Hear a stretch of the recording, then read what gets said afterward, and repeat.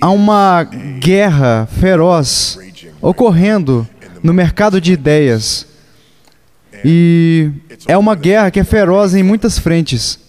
Mas uma dessas frentes está na frente não apenas do casamento, mas da ideia da masculinidade e feminilidade bíblica e do casamento. Uma compreensão bíblica real da humanidade. O que significa ser um homem ou uma mulher feito à imagem de Deus. Mais fundamentalmente, há uma discussão sobre o que significa ser um homem ou uma mulher. Deixe que isso penetre por um momento. Passamos de uma discussão sobre quais eram as práticas sexuais aceitáveis para uma discussão sobre quem são os parceiros aceitáveis do casamento.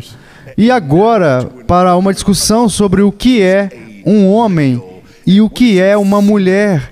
O que é um homem e o que é uma mulher. E tudo isso vai ao cerne de uma pergunta simples e singular. Deus disse.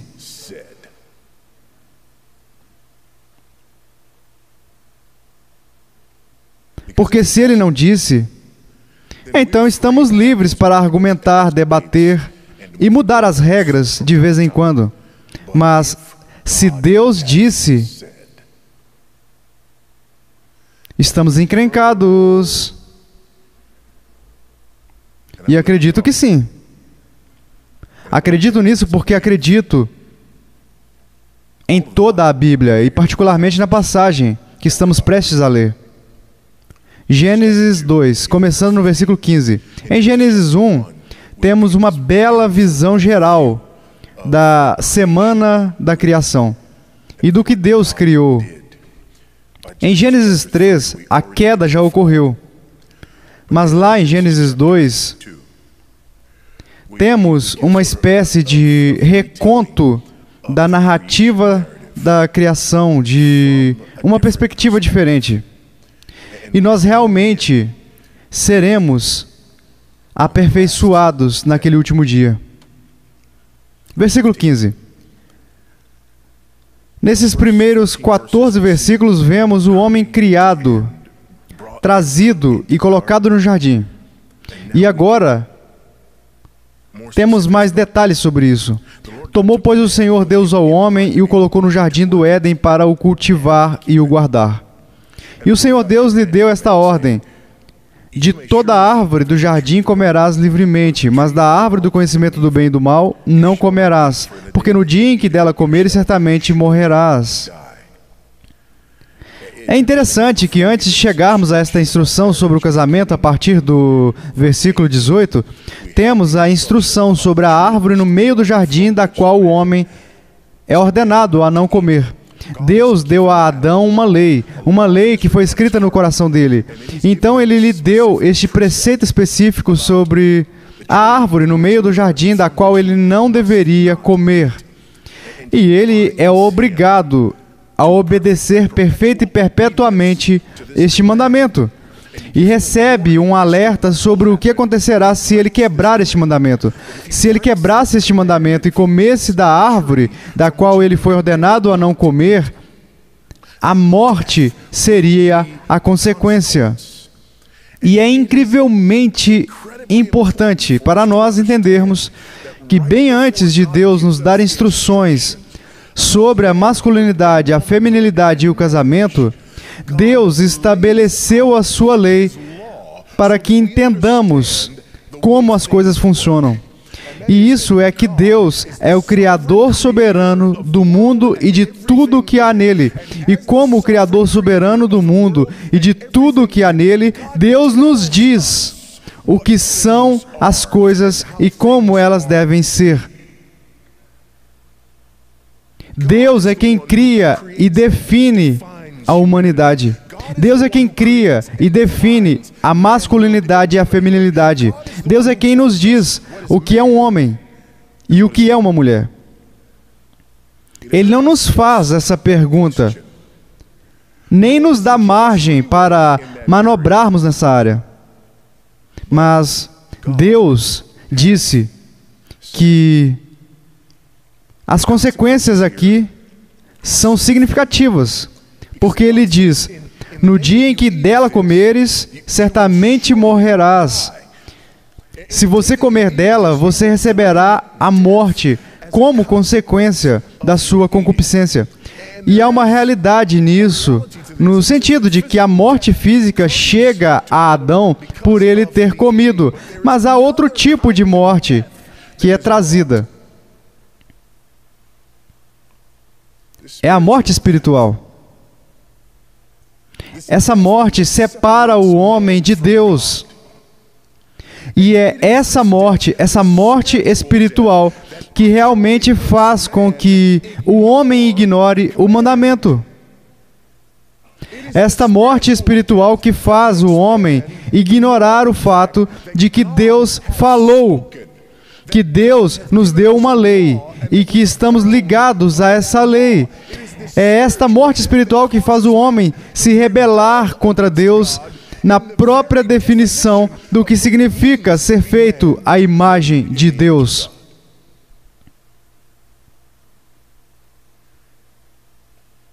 Não há dúvida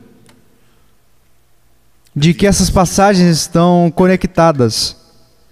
E em nossos dias estamos vendo esse jogo acontecer. Você precisa entender que este projeto de lei C4 no Canadá é baseado em uma ideologia que é desenfreada nos Estados Unidos. Você também precisa entender que há leis semelhantes nos Estados Unidos.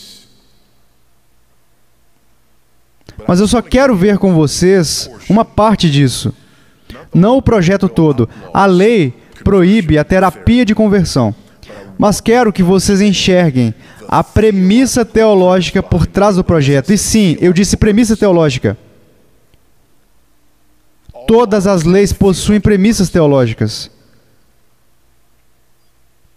E eu cito: o projeto de lei desencorajaria e denunciaria práticas e tratamentos prejudiciais que são baseados em mitos e estereótipos sobre pessoas LGBTQIA+.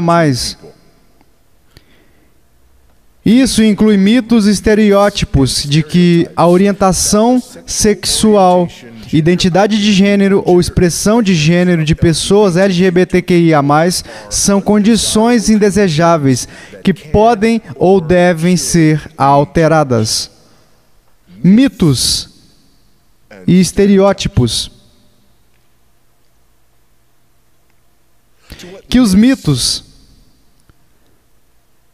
são a causa da criação da lei ou da lei canadense. Acho que disse australiana antes. Se eu disse, eu falei errado. Acabei de perceber. Era a lei canadense. Às quais mitos esta lei canadense está se referindo? Ora, o mito da heteronormatividade, por exemplo. Especificamente o mito da heteronormatividade.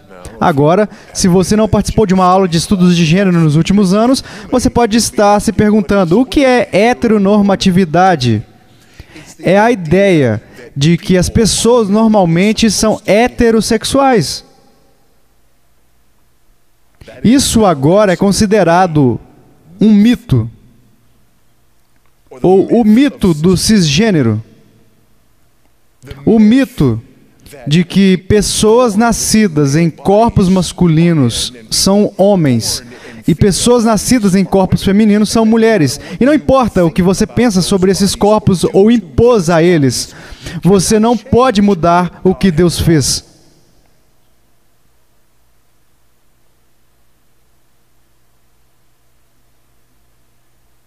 Essas coisas agora são consideradas mitos. Não apenas mitos, mas mitos perigosos. Mitos perigosos que foram substituídos por verdades científicas que agora devem nos governar à medida que nos tornamos mais eruditos. Então, Gênesis 2, 15, 16 e 17 nos concede a base e a estrutura E então chegamos ao versículo 18 e entramos especificamente na questão e no assunto sobre os homens, as mulheres e o casamento. Versículo 18. Disse mais o Senhor Deus: não é bom que o homem esteja só. Far-lhe-ei uma auxiliadora que lhe seja idônea. Esta é uma declaração muito importante, porque Deus diz aqui que algo não é bom, mas Ele disse antes da queda.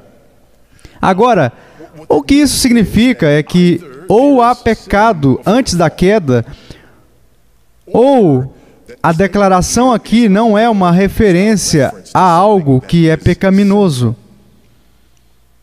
Portanto, não há pecado antes da queda. Amém?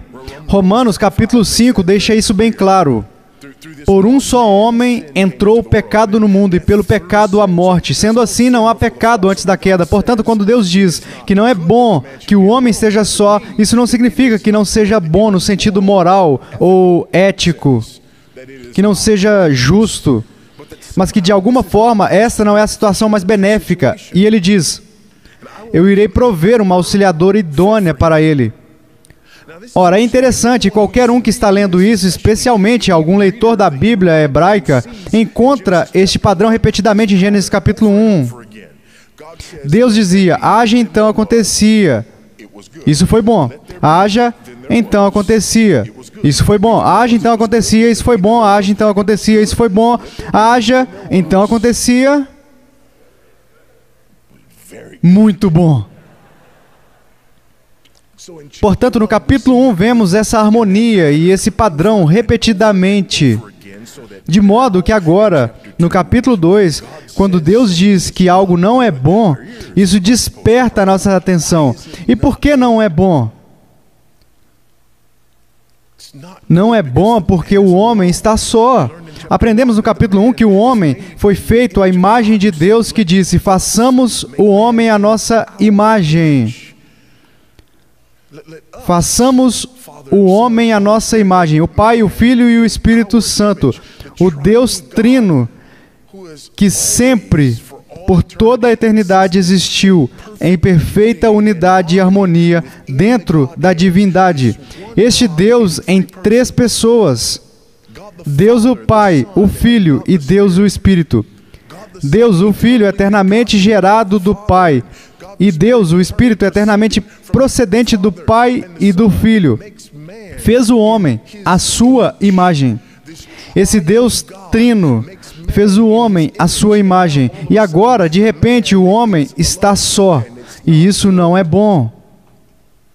Assim, Deus o Pai, o Filho e o Espírito Santo, que faz o homem à sua imagem, forma a mulher da costela do homem. Ela procede do homem.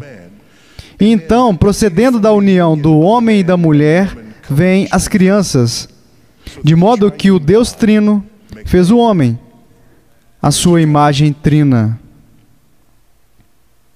Esta é uma declaração teológica. Não é bom que o homem esteja só. Far-lhe-ei uma auxiliadora que lhe seja idônea. Ora, os animais estavam lá, então o homem não estava só nesse sentido, como se ele fosse o único ser vivo que havia sido criado. Havia outros seres vivos que foram criados, mas aqui está o problema, versículo 19. Havendo, pois, o Senhor Deus formado da terra todos os animais do campo e todas as aves dos céus, trouxe-os ao homem para ver como este lhes chamaria. E o nome que o homem desse a todos os seres viventes, esse seria o nome deles. Então aqui estão essas criaturas, e ele as nomeia. Deu nome o homem a todos os animais domésticos, às aves dos céus e a todos os animais selváticos. Para o homem, todavia, não se achava uma auxiliadora que lhe fosse idônea. Deus não está dizendo que não há mais nada vivo do qual o homem possa se beneficiar. Mas especificamente aqui, que há uma união que tem significado teológico. Versículo 21. Então o Senhor Deus fez cair pesado sono sobre o homem. Creio que para que ele não se vangloriasse do que foi feito. E este adormeceu. Tomou uma das suas costelas e fechou o lugar com carne. E a costela que o Senhor Deus tomara ao homem, transformou-a numa mulher e lhe a trouxe. E disse o homem: E disse o homem: esta, afinal, é osso dos meus ossos e carne da minha carne. Chamar-se-á varoa, porquanto do varão foi tomada. Por isso, deixa o homem, o pai e mãe, e se une à sua mulher, tornando-se os dois uma só carne. O homem e sua mulher estavam nus e não se envergonhavam. Há uma míriade de verdades que surgem deste texto. Por uma questão de tempo, deixe-me passar por algumas delas. Verdade número 1. Deus planejou o casamento, não o homem. O casamento foi ideia de Deus, não do homem. Adão não foi até Deus e disse: Deus, eu tenho uma ideia.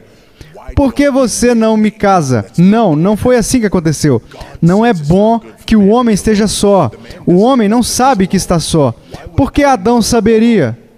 Porque ele saberia da necessidade. Esses são conceitos que ele era alheio. Ele foi criado pela mão de Deus.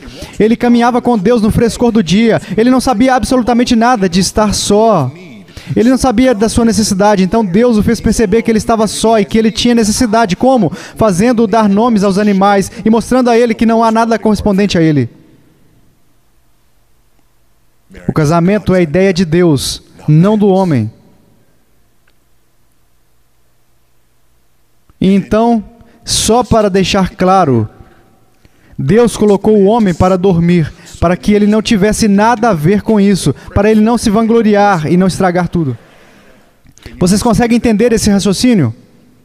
Veja, veja, Eva, eu me lembro do dia em que Deus e eu fizemos você. Não, você estava dormindo.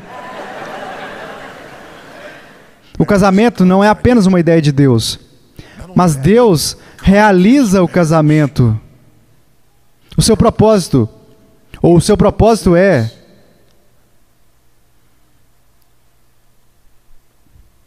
o princípio o princípio entre eles, em vez disso, é a procriação. Deus disse ao homem para ser fecundo, para multiplicar e povoar a terra. Há muitas coisas que Adão poderia ter feito se não houvesse a Eva. Multiplicar não é uma delas.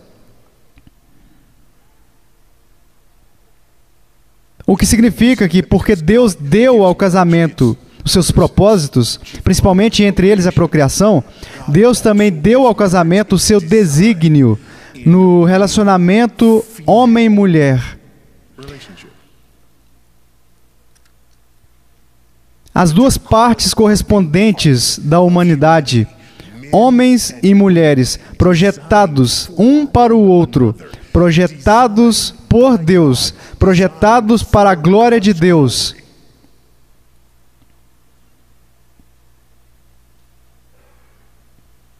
Não podemos redefinir o casamento. E eu sei o que você está dizendo aqui, ok? Ora, você diz que não podemos redefinir o casamento, mas não redefinimos o casamento?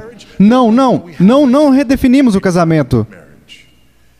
Blasfemamos do Deus que criou o casamento, mas não o redefinimos.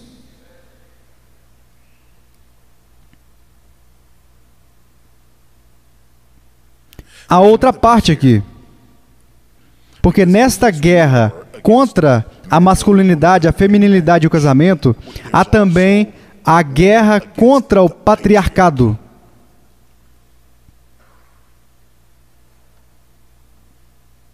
A guerra contra a liderança masculina. O que, novamente, é um ataque ao Deus da Bíblia. A mulher foi feita depois do homem. Liderança masculina. A mulher foi feita para o homem. Liderança masculina. A mulher é levada ao homem. Liderança masculina. A mulher é nomeada pelo homem. 2 vezes. Uma no capítulo 2 e outra no capítulo 3. Liderança masculina. E se isso não for suficiente, quando você chega a Romanos 5, a Bíblia não diz que o pecado veio ao mundo através de um casal. Diz que o pecado veio ao mundo através de um homem. Por quê? Liderança masculina. E responsabilidade por causa da liderança masculina. Novamente, quando lemos este texto e questionamos, será que Deus disse mesmo? A resposta é claramente sim.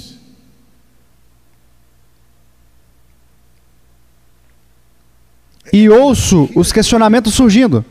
Sim, você diz isso, mas não é por isso que tivemos todas essas atrocidades contra as mulheres, por causa dessa ideia grotesca e arcaica? Não, não é. Continue comigo. E disse o homem: esta afinal é osso dos meus ossos e carne da minha carne. Chamar-se-á varoa, porquanto do varão foi tomada. Esta é uma ideia de igualdade total. Ela é eu. Ela é a mesma coisa que eu sou. Ela veio de mim. Por isso, deixa o homem pai e mãe e se une à sua mulher, tornando-se os dois uma só carne. É impossível ser mais próximo do que isso. O homem e sua mulher estavam nus e não se envergonhavam. Aqui está a grande ironia. Em toda a guerra contra o patriarcado. Aqui está o que as feministas não reconhecem e esperam que você não perceba. As mulheres, no mundo cristão, onde a Bíblia se enraizou e moldou a cultura, são as mulheres mais livres, mais prósperas e mais protegidas da face da terra.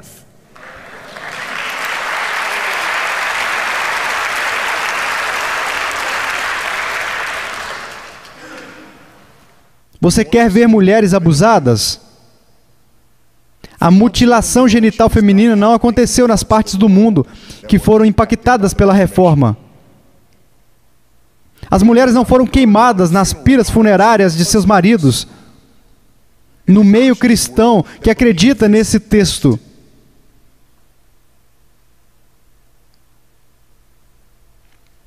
O que me leva à grande ironia de toda esta guerra contra a palavra de Deus.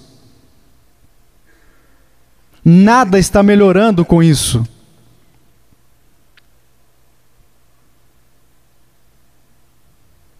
Nada está melhorando com isso.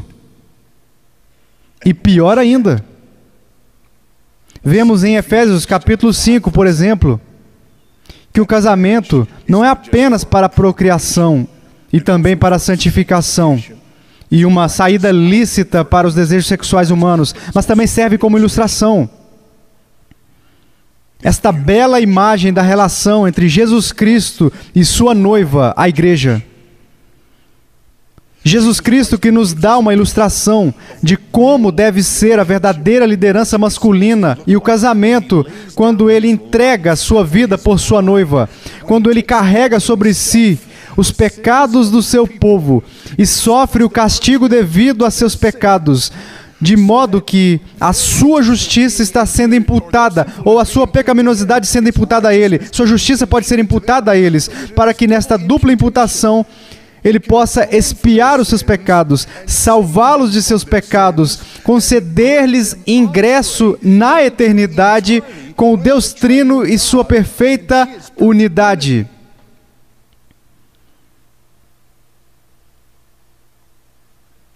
Cristo morreu pelo pecado de uma vez por todas, mas apenas pelos injustos, a fim de nos conduzir de volta a Deus. Deus fez aquele que não conheceu pecado se tornar pecado por nós, para que nos tornássemos a justiça de Deus nele. É disso que o casamento se trata, uma ilustração, o que significa que quando lutamos contra Gênesis 2, lutamos contra o Evangelho.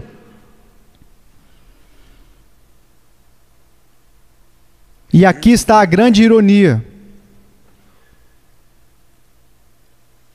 O homem comeu do fruto proibido, da árvore proibida.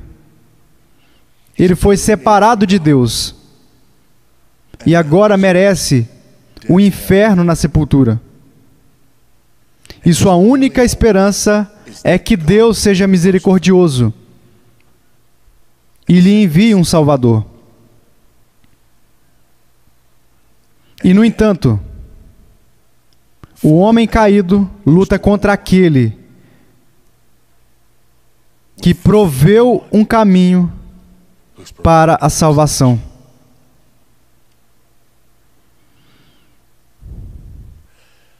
Não me oponho a este tipo de tirania acordada nas áreas da masculinidade, da feminilidade do casamento, porque quero que as minhas definições sejam as definições. Eu luto contra esta tirania desperta, número 1, porque há um Deus que criou o mundo e Ele disse... E o homem caído não discorda do Deus que falou. E eu luto contra esta tirania desperta, porque, número 2, eu amo os homens caídos o suficiente para dizer-lhes a verdade.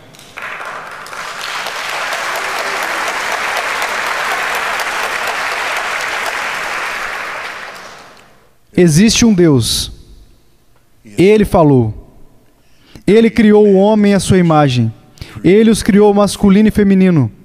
Ele nos deu a beleza da relação conjugal como uma ilustração viva e inspiradora da comunhão dentro da divindade e da relação entre Cristo e sua noiva, por quem Ele deu a sua vida. Que Deus nos conceda a graça de crer nesta verdade, de proclamar esta verdade e de refletir nesta verdade, para que um mundo perdido e moribundo possa ouvi-la, fugir do pecado e encontrar a salvação em Cristo.